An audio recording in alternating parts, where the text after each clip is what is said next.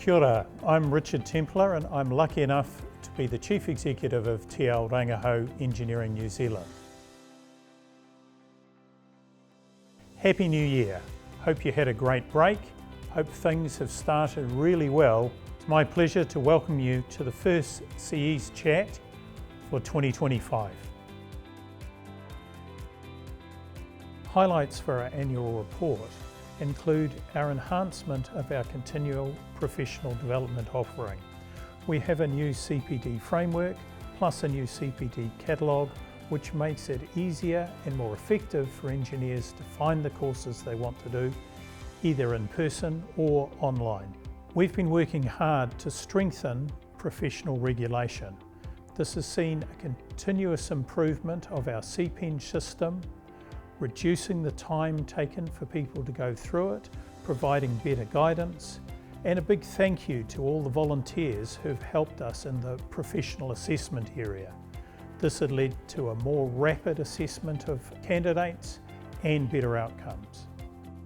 We've also launched a new registration authority website, which provides a single point where you can find all CPEng engineers in New Zealand. You can search for them by discipline and by area, and this is a big help both for those looking for engineers but also for building control authorities. Board elections are coming up. It's really important that you have your say on the leadership of the profession. Voting will be open from the 12th of February to the 11th of March, and the results will be announced at our annual general meeting on the 28th of March. This is an important right for you to exercise. Make sure you take the opportunity to understand who the candidates are and vote for them. You can attend the annual general meeting either in person or online, and you can register at our website. A key area of advocacy for Engineering New Zealand has been the infrastructure certainty. We need a clear bipartisan pipeline, and in our submission on this, we identified the need for a long-term pipeline to ensure that the engineers that are required are available. We need clear procurement using standard contracts to make procurement faster and fairer. And we need a focus on delivery what is best for New Zealanders. We need to focus on delivery of high quality infrastructure in a timely manner that takes into account good engineering advice up front to reduce the cost and improve the performance. We've talked to stakeholders and made submissions on addressing the long-term skills shortage.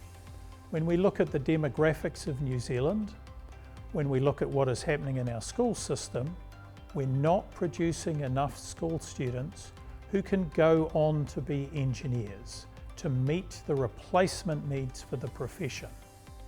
So in our submissions, we've highlighted this and we've highlighted what can be done about it. This is a focus on maths, this is a focus on physics, chemistry, the core science, technology, engineering and maths skills. But it's about getting students excited and energized about these subjects, getting them wanting to be engineers, wanting them to be technologists, wanting them to go into professions and trades in this areas. So a key focus for us has been our continued support for the Wonder Project. And we're very grateful to both the firms and individuals who've stepped up to support the Wonder Project. And we'd encourage any of you listening or watching to do the same and support the Wonder Project. You can find details on the Wonder Project website. To enhance what we're doing in the area of the skills shortages, we're collaborating with ACE New Zealand and Whaihanga Ararau to develop an action plan to address the skills shortage, and we're very grateful for the support of both those organisations.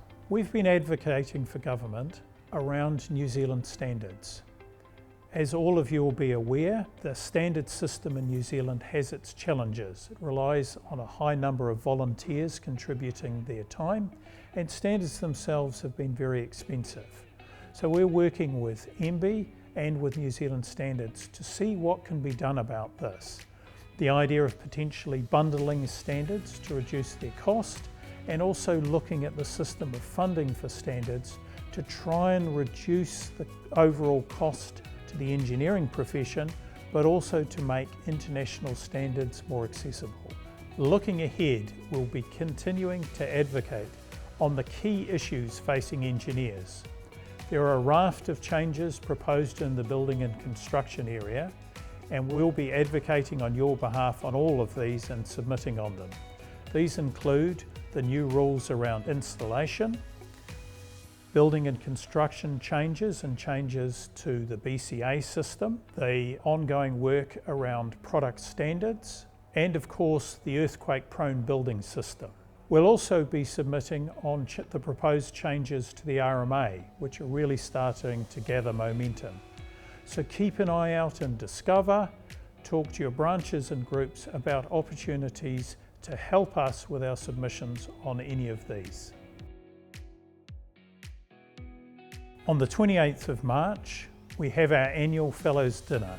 This is a celebration of everything that's great about engineering in New Zealand.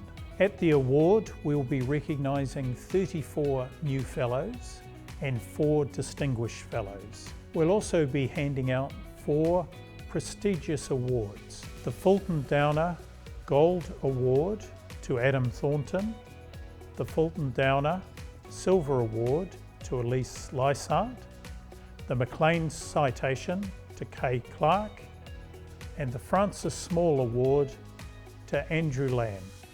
Congratulations to our 4 winners.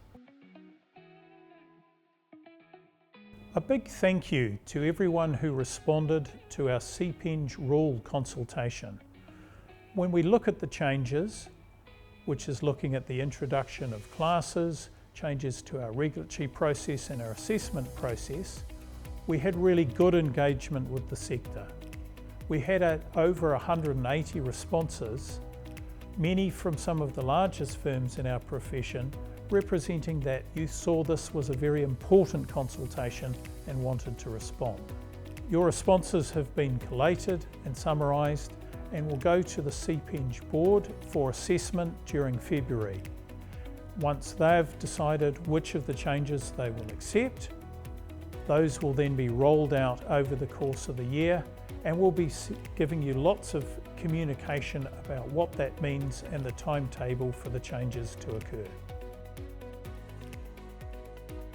On the 25th of July, there's the chance to celebrate the ENVIES, New Zealand's premier engineering awards.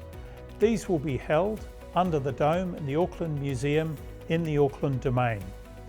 Take the opportunity to enter and put your projects and your people forward as the best in New Zealand. Take the opportunity to attend, to network, to celebrate and to connect with your fellow engineers. If you want to know more about this, to enter or to act as a sponsor, go to envies.nz. All the details are there. At the start of a new year, one of the key things to think about is how are you going to improve as an engineer? The key to that is continuous professional development. When you go online to our website, you can see a comprehensive range of courses that will help you develop as an engineer. There are some of the traditional courses such as stormwater and retaining walls, which have been constantly updated to meet the new standards so that you're right on top of what is happening with the building code. We have a range of new courses, including a leadership course, which includes creating a safe, fair and meaningful work environment, a project management masterclass, and a new 3910 course for experienced contract professionals to get their head around the new form of this contract. There are 2 new online courses, one on contract fundamentals and one on communication fundamentals, to make it easier to access the information you need to be a better engineer. Thank you very much for taking the opportunity to listen to what I've said. I'm wishing you all the best for this year. We're really hoping that the green shoots we're starting to see will really flourish, and we'll see the economy pick up and the profession pick up with it. Good luck, take care, stay safe, and enjoy 2025.